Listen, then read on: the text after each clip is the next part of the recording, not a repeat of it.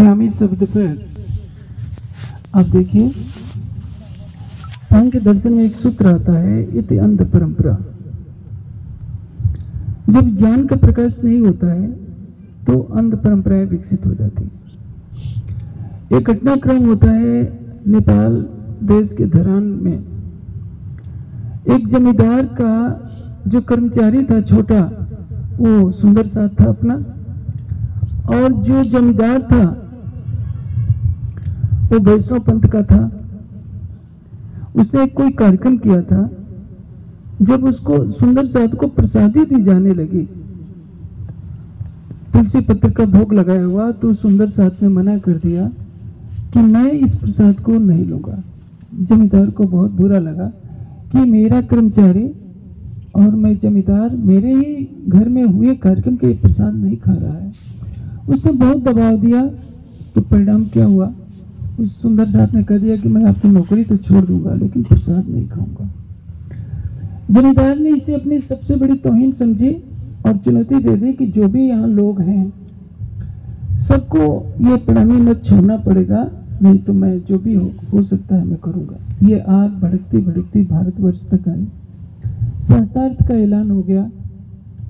नेपाल के सारे सनातनी पंडित एक तरफ थे और भारत से कृष्णदत्त शास्त्री कानपुर वाले, जो जामनगर में भी रहे हैं, कृष्णदेव जी जयपुर वाले, धर्मगुरु पंडित प्यारे लाल जी, सारे विद्वान गए। और जब शास्त्रार्थ होने लगा तो उसमें सनातन धर्म के पंडितों ने पूछा कि क्या प्रमाण है कि आपका जो सिद्धांत है सही है, कोई शास्त्रीय उल्लेख होना चाहिए।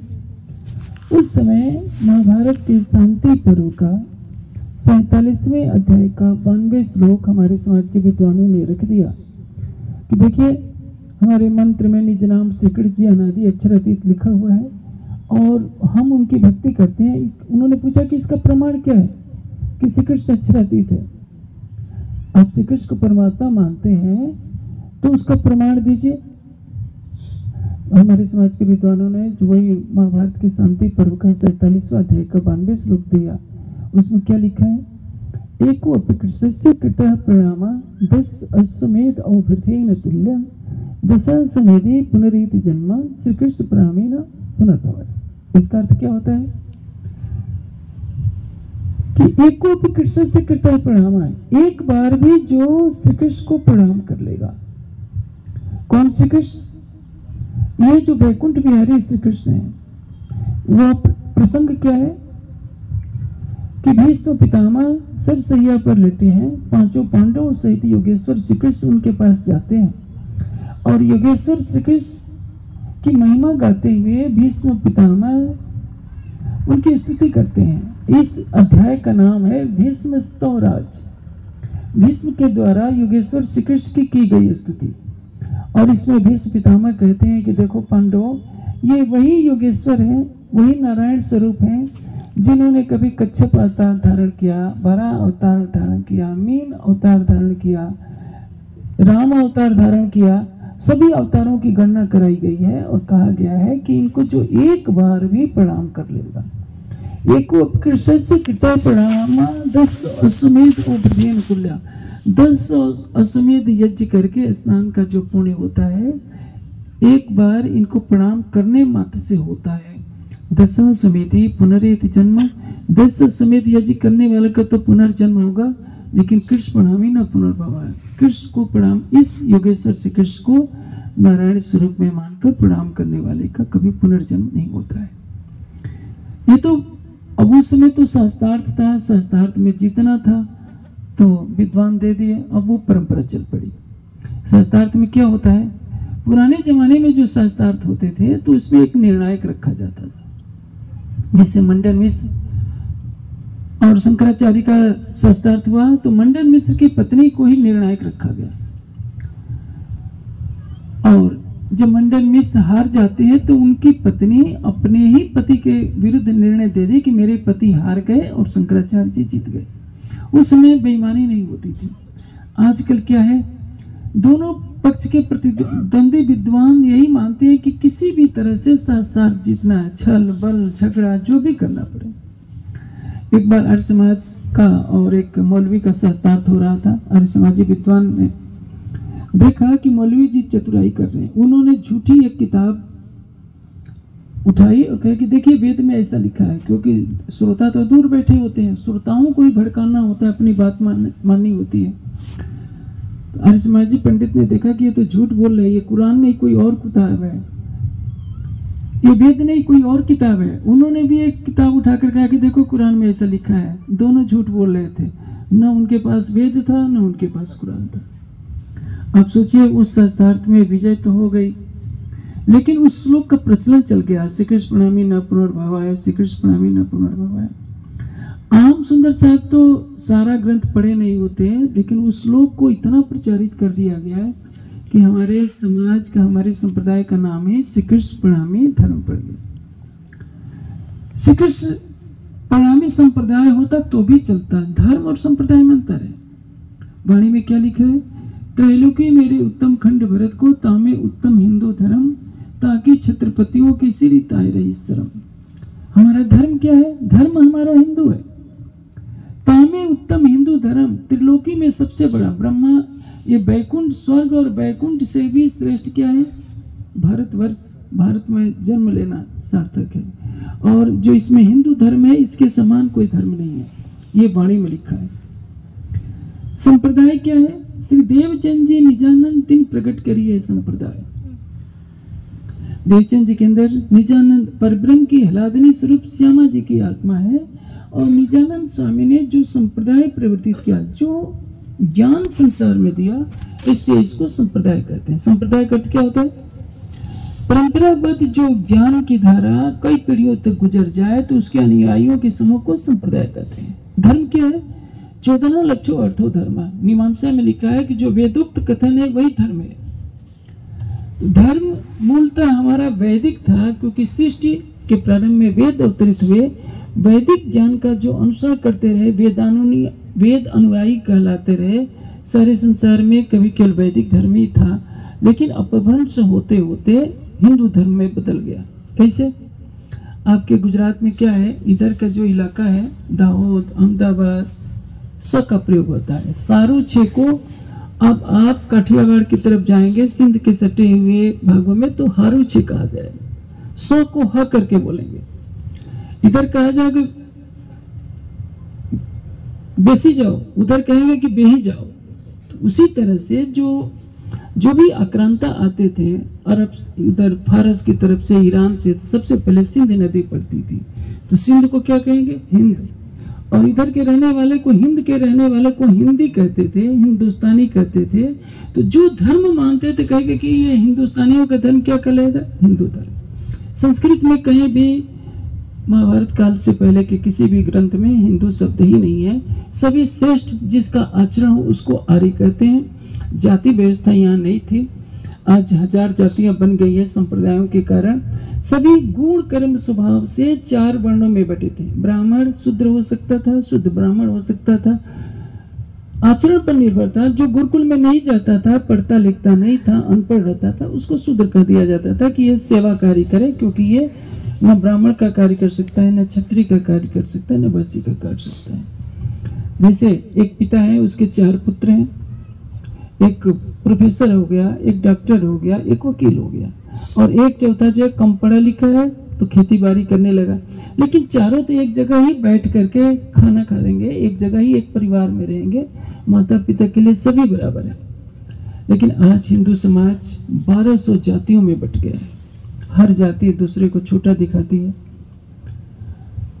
पहले कोई आदिवासी शब्द ही नहीं था, किसी को नहीं समझना चाहिए कि हम आदिवासी हैं। ये अंग्रेजों ने षड्यंत्र रचा, यहाँ के लोगों को टुकड़े टुकड़े करने के लिए कहा कि यहाँ पहले आदिवासी रहते थे, आर्य तो बाहर से आए हैं, इसलिए उन्होंने कि यहाँ के लोगों को हरा करके कब्जा कर लिया। ये सब झूठी बातें हैं।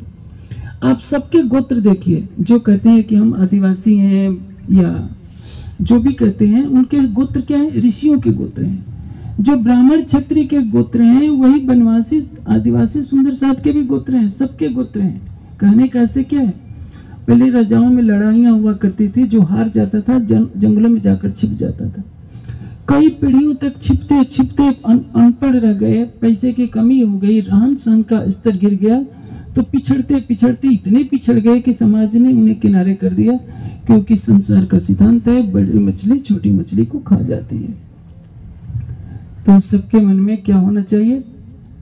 केवल हिंदुत्व का भाव होना चाहिए। जाति परंपरा जो जन्मना है इसको हटाना चाहिए। जन्म के आधार पर कोई जाति नहीं होती। जन्म के आधार पर केवल एक मनुष्य की जाति होती है। गुण कर्म स्वभाव से जो धार्मिक ज्ञान रखता है, तपस्या करता है, वो ब्राह्मण है।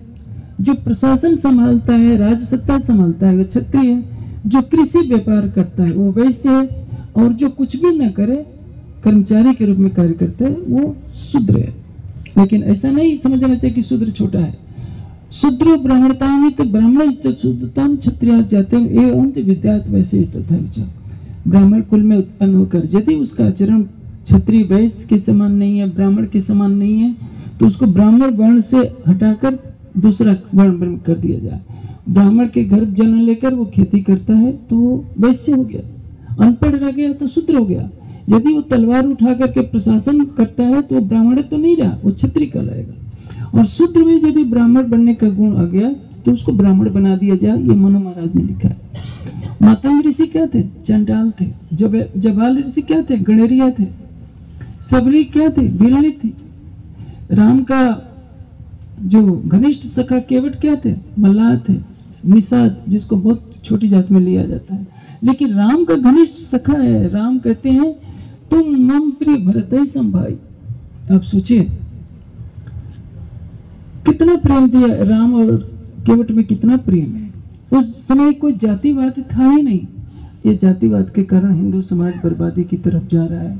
जो मैं मुख्य बात पर आता हूँ, संप्रदाय शब्द से और धर्म शब्द से। धर्म क्या है?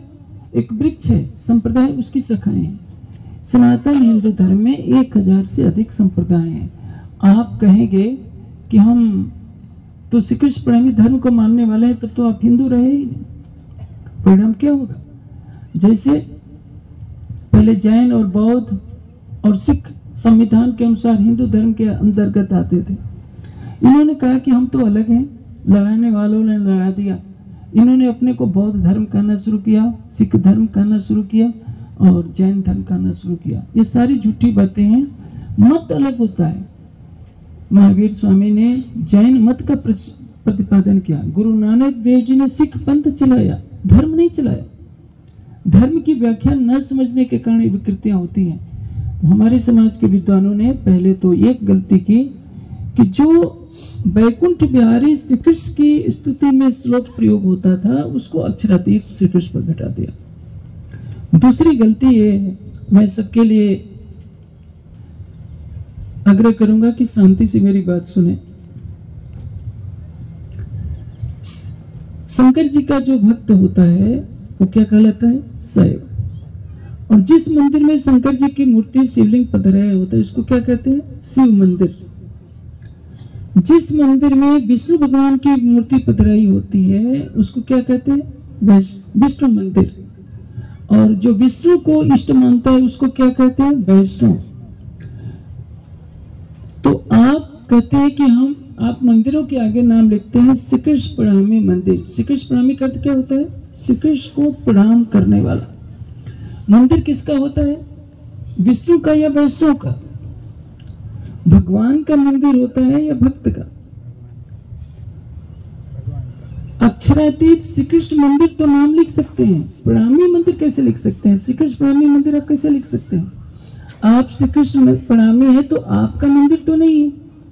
मंदिर तो वाणी रखी है, राज्य का मंदिर है। आप राज्य शब्द नहीं कहना चाहते तो आपके इष्ट अक्षरातीत श्री कृष्ण का मंदिर हो सकता है। श्री कृष्ण प्रणामी का मंदिर कहां से हो जाएगा? जैसे वैष्णव का मंदिर नहीं होता, वैष्णव मंदिर नहीं लिख सकते। वैष्णव समाज का मंदिर, वैष्णव समाज के अधिकार में विष्णु का मंदिर हो सकता है।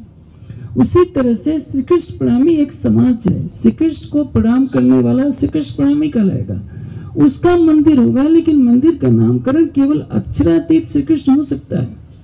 श्री कृष्ण प्रणामी मंदिर कभी नहीं हो सकता। श्री कृष्ण प्रणामी मंदिर का अर्थ क्या होगा?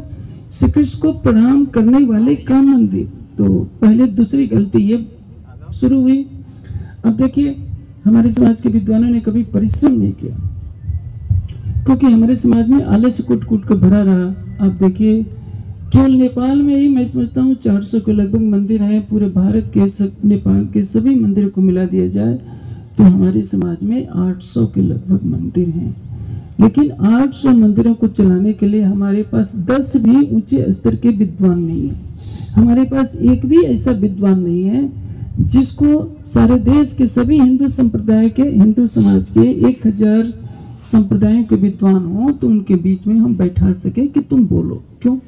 जब शिक्षा का प्रकाश ही नहीं रहेगा, चारों तरफ मंदिरों की एक लहर चली जाएगी तो क्या होगा? समाज जब अशिक्षित रहेगा तो ऐसी विकृतियां होती हैं। एक श्लोक बहुत प्रचलित है, चिदादित्यम किशोरंगे परे धाम विराजितम स्वरूपम सच्चिदानंदम निर्विकारम सनातनम। कहने में तो बहुत अच्छा लगता है, लेकिन आप ये श्लोक लिया गया है ब्रह्मवैवर्त पुराण से। आप जानते हैं 2 श्लोकों को मिलाकर एक श्लोक बनाया गया है। और इसमें प्रसंग क्या है? जब कंस के अत्याचार से देवता त्रस्त हो जाते हैं तो पृथ्वी भी जाती है स्वर्ग में कि कंस के अत्याचार से हम बहुत दुखी हैं। फिर नारायण के पास सभी जाते हैं, इंद्र वगैरह सभी देवता हैं, और पृथ्वी भी चली जाती है। उस समय ये प्रसंग चलता है, गोलोकी कृष्ण की स्तुति है। गोलोकी भगवान को इसमें चिदादित्यम किशोरंगे कहा गया। और जो प्रसंग गोलोकी श्री कृष्ण के लिए है उसको हम अक्षरातीत पर घटा देते हैं। कोई प्रवाही पढ़ेगा तो क्या कहेगा कि तो गोलोकी कृष्ण को अपना आराध्य मानते हैं, जिसको निम्बार्क मत वाले मानते हैं।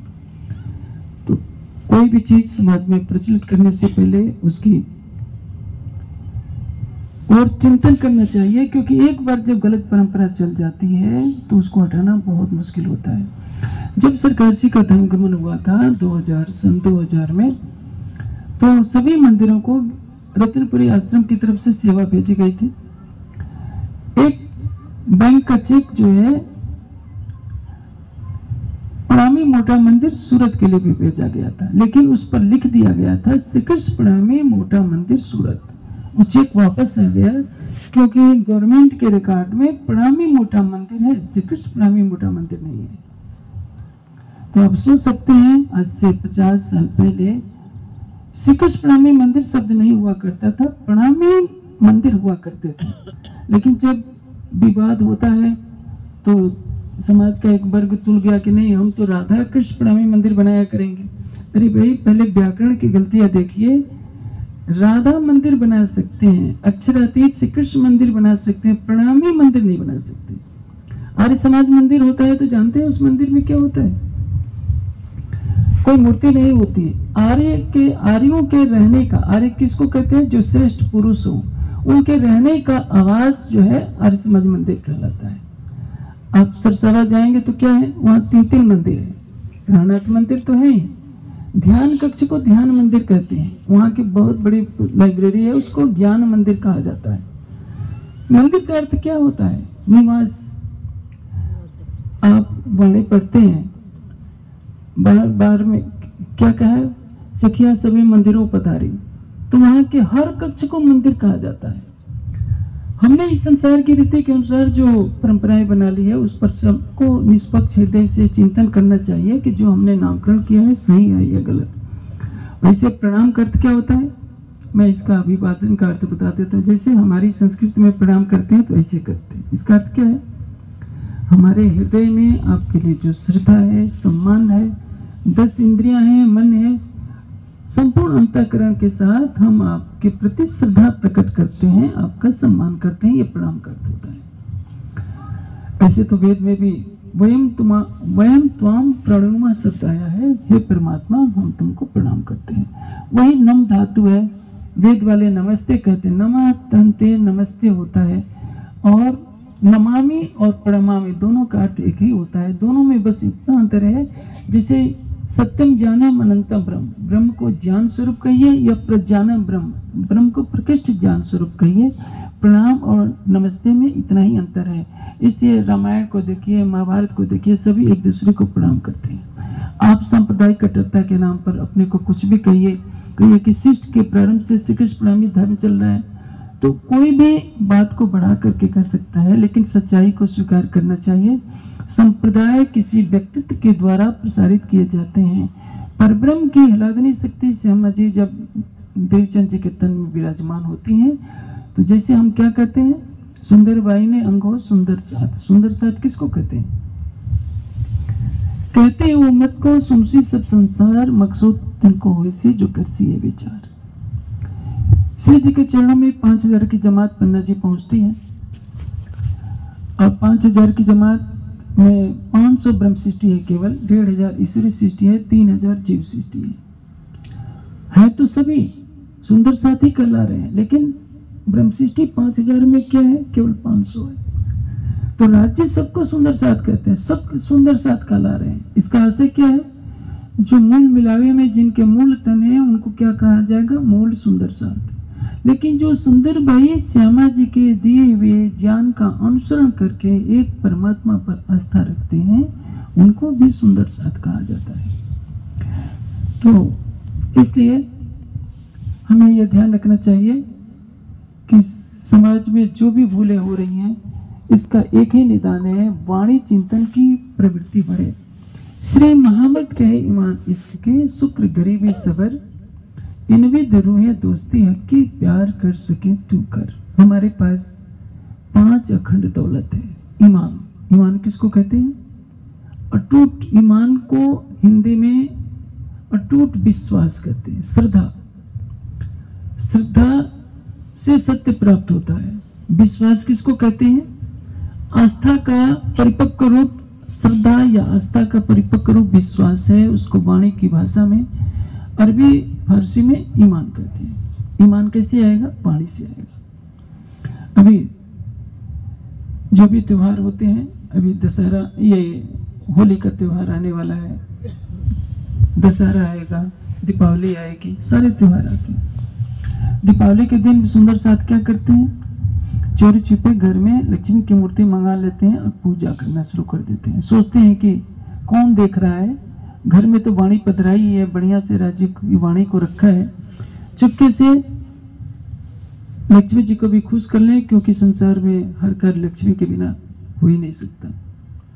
तो ये क्या है? राज्य पर हमारा ईमान कच्चा है। पतिव्रता पड़े सेविये, इसके आगे क्या कहा है मैं नहीं कहूंगा, आप जानते हैं। पतिव्रता का सबसे बड़ा धर्म क्या होता है? वो सारे ब्रह्मांड को की संपदा को ठुकरा सकती है। रावण ने सीता से कहा था क्या?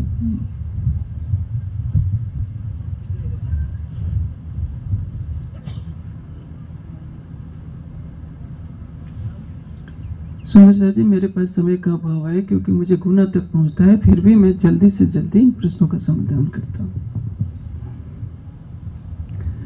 पहला प्रश्न है, परम धाम में कृष्ण जी हैं? खिलवत परिक्रमा सागर श्रृंगार में कहीं भी कृष्ण शब्द नहीं है, श्याम शब्द है। श्याम का अर्थ क्या होता है? जो सौंदर्य की पराकाष्ठा हो। तप्त कंचन वर्णाभासा श्यामा उच्चते, कहियत निश्चल नाम सदा सुखदायी धाम। श्याम श्यामा जी साथ, ये सब शब्द हैं। तो श्यामा किसको कहते हैं? तपाई हुए कंचन वर्ण वाली 16 वर्षीय जो किशोरी कन्या होती है उसको श्यामा कहते हैं। आप वाल्मीकि रामायण में पढ़ेंगे तो सीता को भी श्यामा कहते हैं। सा श्यामा ध्रुव एवं आगमिष्यत, हनुमान जी कहते हैं कि वह श्यामा सीता जी अवश्य आएगी। तो श्यामा सौंदर्य की पराकाष्ठा के लिए कहा जाता है, जिससे अधिक सुंदर न हो कोई।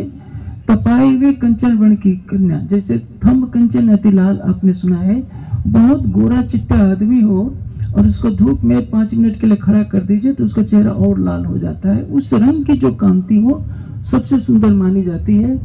इस युगल स्वरूप को श्याम श्यामा कहते हैं। ब्रज में जो श्री कृष्ण का स्वरूप था आप जानते हैं, यदि हम वैसा करें तो राधा का रंग तो काला हो जाएगा, सांवला हो जाएगा। तो ऐसा नहीं है। खिलवत परिक्रमा सागर श्रृंगार में जहां राज्य श्यामा जी के श्रृंगार का वर्णन है, मुख मेरे में वो का रंग अति उज्ज्वल गुलाल। श्याम श्यामा शब्द से प्रयोग हुआ है।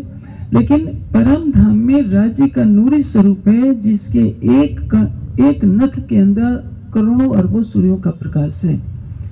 तो जो आवेश स्वरूप इस संसार में प्रकट होता है, वो ब्रज में श्री कृष्ण नाम से लीला करता है, रास में वही नाम चलता है।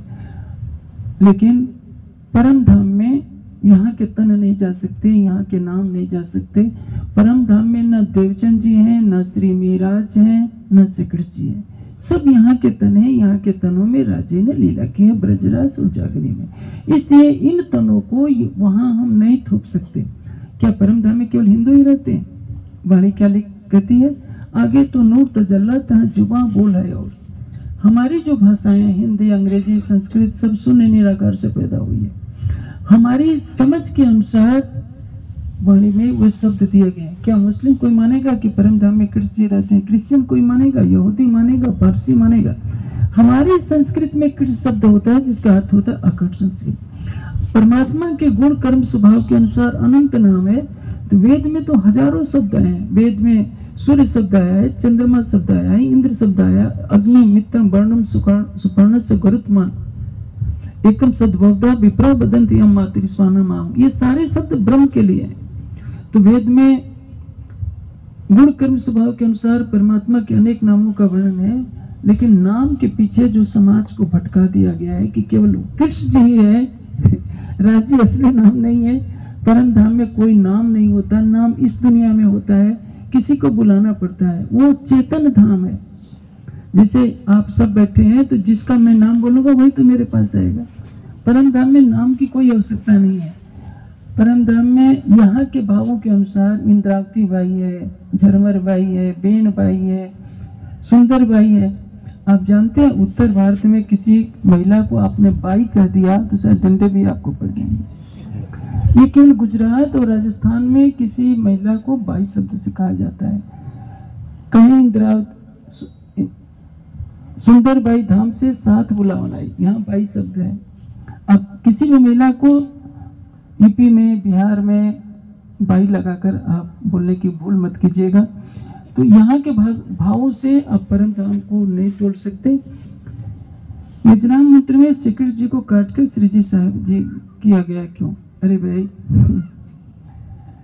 ज्ञानपीठ में आप आइए, 250 साल पुरानी वाणी रखी है, 250 साल पुरानी बीतक रखी है, और सब पन्ना जी से लिखी गई है। हमारे बीच में श्री डी.के. दुबे जी हैं। ये पन्ना ट्रस्ट के प्रबंधक भी रह चुके हैं और सभा के ट्रस्टी भी रह चुके हैं। कम से कम 1 दर्जन के लगभग स्वरूप साम है, जिसमें श्री जी की छाप है। गुम्मट बंगला जी में जिससे मजलिस होती है, उसमें भी श्री जी के छाप है। तो हमने थोड़े लिखा, हमने थोड़े काटा। 250 साल पहले न तो मेरा जन्म था, न सरकारसी का जन्म था, तो किसने काटा? सब पन्ना के ब्रह्मणि सुंदर साथ ने हस्तलिखित प्रतियां लिखी हैं, वहीं से गई हैं। चाहे युगलदास जी के जो शिष्य परंपरा में जो परमहंस हुए, उन्होंने लिखी है। रतनपुरी ने या सरसावा ने कोई भी मंत्र में न तो नाम काटा है, न काट सकता है। निजनाम जाहिर में क्यों बोलते हैं? आप एक चीज बताइए, ये परंपरा कब से चली? ये अंध परंपरा है। मध्यकाल में ऐसा होता था कि पौराणिक पंडितों ने कहा कि शूद्र और स्त्री को गायत्री मंत्र नहीं सुनाओ। यदि शूद्र गायत्री मंत्र का उच्चारण करता है, वेद छिप कर पढ़ता है, तो उसको तलवार से टुकड़े टुकड़े कर दो। उसके कान में यदि वेद का कोई अंश पड़ जाए तो शीशा पिघला कर डाल दो। ये अत्याचार हुआ है सामान्य लोगों पर।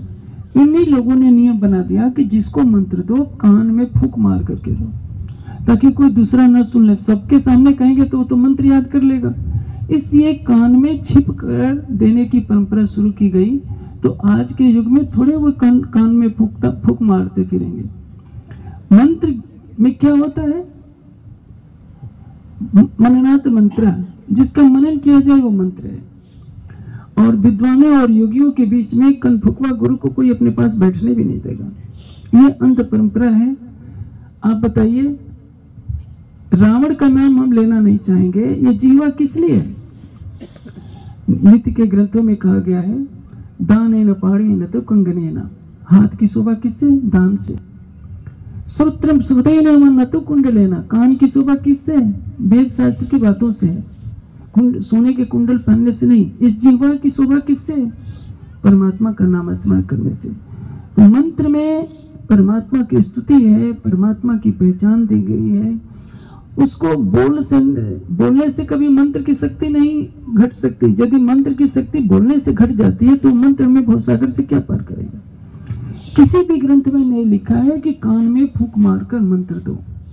आप वैदिक परंपरा के जितने ग्रंथ पढ़ेंगे सब ऋषि मुनि एक साथ वेद मंत्रों का उच्चारण करते थे। महाभारत को पढ़िए, व्यास के आश्रम में नारद जी जाते हैं व्यास जी के, तो देखते हैं कि भाई आज मंत्रों की आवाज नहीं आ रही है, विद्यार्थी पढ़ नहीं रहे।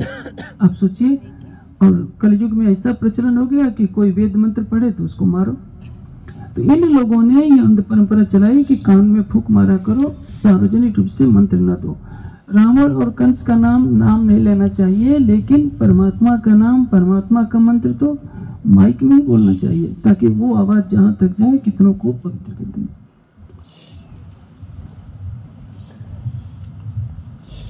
श्री कृष्ण और साहेब का भेद क्या है? देखिए, श्री कृष्ण शरीर का नाम है। आप इसके लिए व्याकरण के उदाहरण दे करके भोली भाली जनता जो संस्कृत नहीं पढ़ी है उसको ये कहा जाता है कि देखो परम धाम में श्री कृष्ण जी केवल है व्याकरण के आधार पर कृषि भूवाचक रचा निवृत्त वाचक तो एक कृष्ण नाम सस्तानंद लक्षण ये कह देते। आप समझिए, अथर्ववेद में एक मंत्र आता है, ऋग्वेद में भी वो मंत्र है, लेकिन उसका प्रसंग क्या है कोई ध्यान में नहीं देता। कृष्णम नयानम हर्य सुपर्णा अपो वसानाम दिवम उत्पतन ते अववृतन सदनात ऋतस्य आदि गिरतेन पृथ्वी वेदो, ये मंत्र आता है। इसमें कृष्ण का अर्थ आकर्षणशील या भाव दुख विच्छेदक ब्रह्म होता है, लेकिन प्रसंग कहा है ते अववृतन सदनात ऋतस्य, सत्य के घर अर्थात अव्याकृत से जो लौट आते हैं, जो अव्याकृत में पुरुष हो, सबलिक में पुरुष है, उसको कृष्ण कहा गया है। सत्स्वरूप से आगे परम धाम में जो अक्षरातीत का स्वरूप विराजमान है उसको यहाँ कृष्ण शब्द के लिए वेद में प्रयोग नहीं किया गया।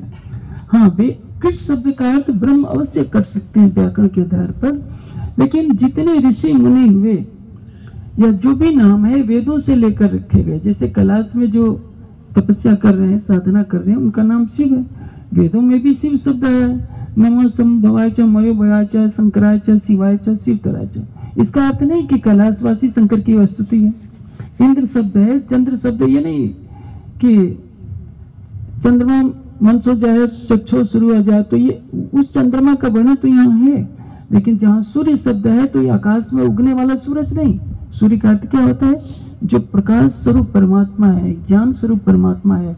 सूर्य आत्मा जगता तत् अस्तुत, उसको सूर्य कहा गया है। इसलिए एक शब्द को थोपने के पीछे नहीं पड़ना चाहिए। शब्द को लेकर सारा समाज दो टुकड़ों में बट गया।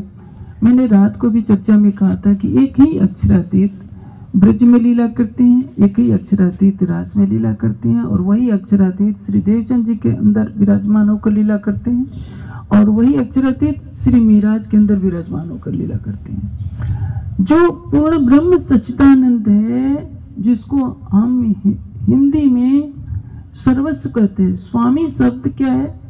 स्वामी का अर्थ क्या होता है? मालिक। इंद्रो विश्व से राजत, राजत का अर्थ क्या होता है? प्रकाशमान, जो सबको प्रकाशमान करता है, प्रकाशित करता है।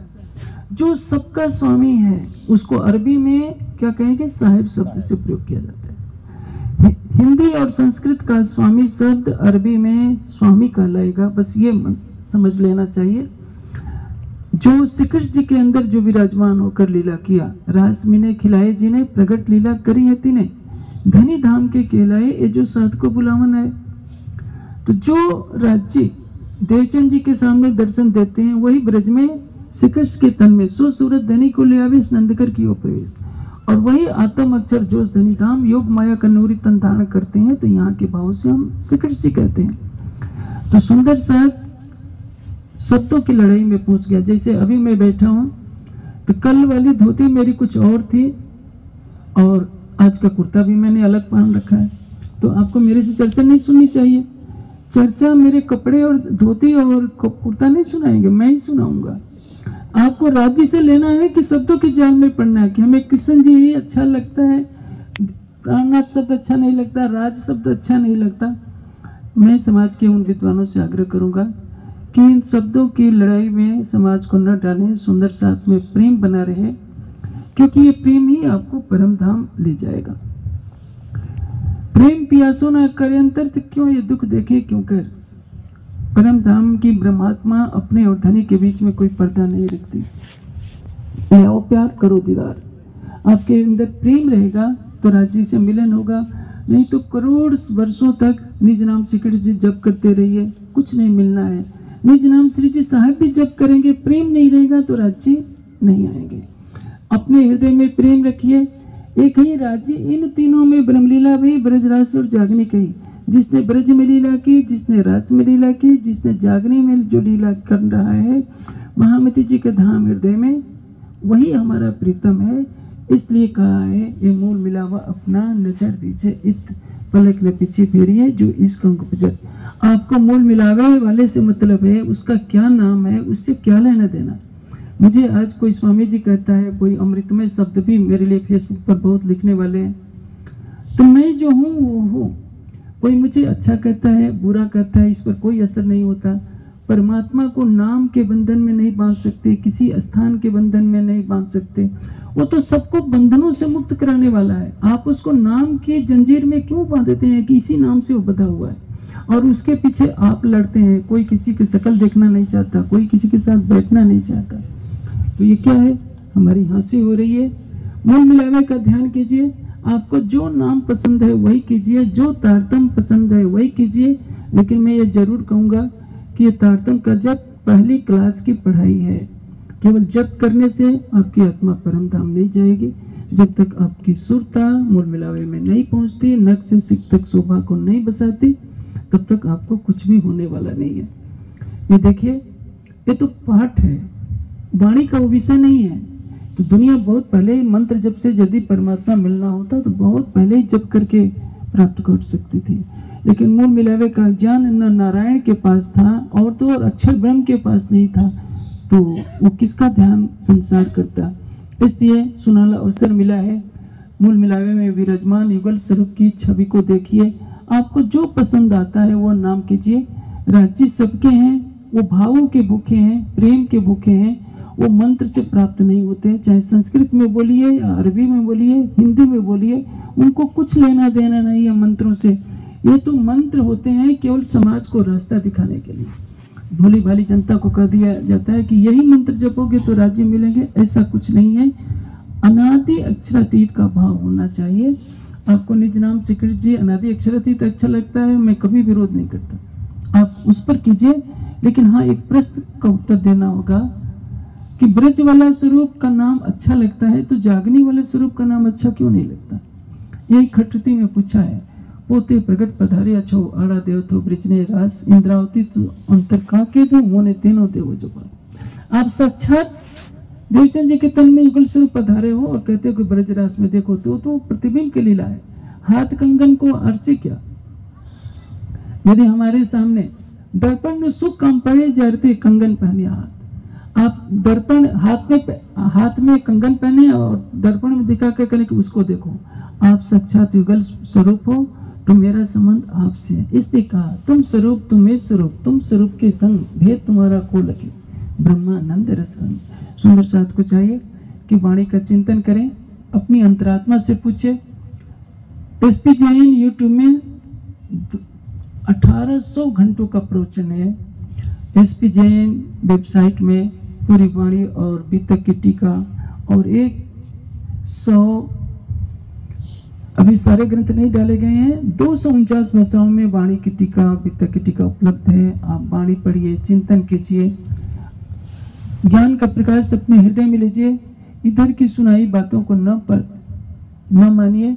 और सबसे बड़ी चीज में सबसे विनम्र आग्रह करूंगा, अपने हृदय में राज्य का प्रेम भरिए, प्रतिदिन वाणी पढ़ते जाइए। इसकी ईमान शुक्र गरीबी सबर। मेरे पास समय नहीं है क्योंकि मुझे आगे निकलना है। इन गुणों को आप अंदर आत्मसात कर लेंगे तो क्या होगा, इन विध दोस्ती रूहें आपकी राज्य आपसे प्रेम करेंगे। समाज में लड़ाई झगड़े बंद करना सबके लिए अनिवार्य है। प्रेम प्यासो न करे अंतर। आप देखिए पहला ही प्रकरण परिक्रमा का शुरू होता है इश्क से। जब चढ़े प्रेम के रस हुए धाम धनी बस। राज्य को बस में करना है तो अपने अंदर प्रेम लाइए। तो आप तो राज्य को एक नारियल चढ़ा देते हैं, एक बागा चढ़ा देते हैं, सोचते हैं कि राज्य हमारी माया की बस इच्छा पूरी कर दें। भीख मांगते हैं साष्टांग लेट लेट करके। आप भीख मंगे मत बनिए, राज्य के प्रेमी बनिए। राज्य के पर अपना हृदय निछावर कर दीजिए। फिर देखिए मैं एक चीज पूछता हूँ, मीराबाई किसी मंत्र का जप करती थी? किसी ग्रंथ में कोई साक्षी है? गोपियों ने श्री कृष्ण के मथुरा जाने के बाद किसी मंत्र का जप किया? आप बताइए। क्या कोई राधा कृष्ण के प्रेम में रहती थी? क्या राधा रानी कभी कृष्ण कृष्ण कह करके कोई मंत्र जपती थी माला लेकर के? तो आज नवधा भक्ति का तरीका क्यों बताया जाता है? माला ले लो, 108 बार मंत्र का पाठ कर लो। ये नवधा भक्ति है, ये दुनिया के रास्ते हैं। ब्रह्म सृष्टियों का रास्ता चितवनी का है। चितवनी में डूबिए, साक्षात अपनी आंखों से अपने प्राणेश्वर को देखिए। क्या कहा है, जो मासूक सेजना आइया देखा सुनिया न कही बात। मासूक श्री राज्य को जिसने अपने हृदय मंदिर में बैठाया नहीं, देखा नहीं, आंखों से देखा नहीं, अपनी आत्मा के कानों से जिसने उनकी आवाज नहीं सुनी और अपनी जीवा से उनसे प्रत्यक्ष बातें नहीं की, सुख अंग न लियो इन सेज को तय निर्फल गई जो रात। जिसने इस जागनी ब्रह्मांड में राज्य के चितवनी का सुख नहीं लिया, प्रत्यक्ष वार्ता करके दर्शन करके तय निर्फल गई जो रात, उसको इस ब्रह्मांड में सुंदर साथ कहलाने का ही अधिकार नहीं है। वाणी ये निर्देश देती है, वाणी में कहीं नहीं लिखा है कि माला पर महामंत्र का जप करो। एक चौपाई दिखाइए, क्या कहा है, तस्वी गुदड़ी कुरवा छोड़ो जने वीरस हवा, सब छोड़ने के लिए कहा दिया। 100 माला वाओ गले में, 12 करो 10 वेर, जो लो पीऊ ना उल्के तो लो मन ना छोड़े फिर। एक माला नहीं 100 माला पहन लीजिए। मैं तो कहता हूँ आप एक छोटी सी कंठी क्यों बांधते हैं? तुलसी का बोझ ही सिर पर रख लेंगे तो क्या राज्य मिल जाएंगे? अरे भाई वाणी पर चलिए, ईमान अपने ईमान को शक्तिशाली बनाइए, वाणी के चिंतन में डूबिए, चितवनी में डूबिए, यही आपका धन है। इस ईमान शुक्र गरीबी सबर, ये 5 संपदा को प्राप्त कर लीजिए, राज्य तो हर पल आपकी आंखों के सामने रहेंगे। मैं समय अभाव के कारण मैं जाने के लिए मजबूर हूँ। आशा करता हूँ आप मेरे वचनों को अंगीकार करेंगे और अपने जागने लीला के ब्रह्मांड को सार्थक करेंगे।